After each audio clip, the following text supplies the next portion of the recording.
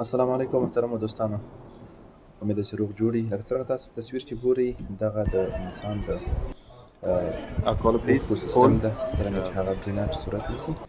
دغه ناروغ تقریبا د 2 کالو څخه د دغه اوښکې د دغه سترګې څخه د اوښکې راتللې AP4. نو موږ ورته 6 میاشتې پخوا اپریشن کړی و چې د DCR په نامه یادېږي، یا ډاکټرسیسټروناستومي او ویت انټوبیشن. ماشاءالله ناروغ تر ډېره حده هغه اوښکې کمې سوي دي، خو بیا هم هغه ټیوب لرې کول پکار دي. موږ هغه ټیوب اوس لرې کوو. د ټیوب لرې کولو پروسیجر چې ده DCR ټیوب ریموول، هغه هم یو ډېر سمپل پروسیجر ده.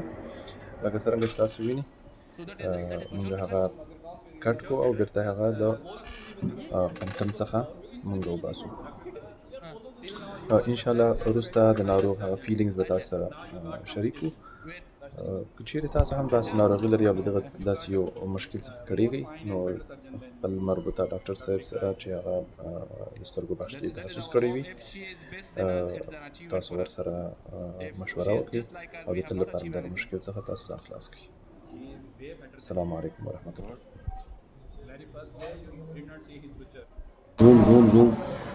زوم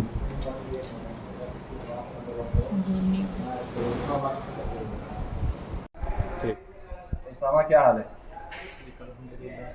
آپ کا آپریشن کیسا تھا اور کیا مسئلہ تھا؟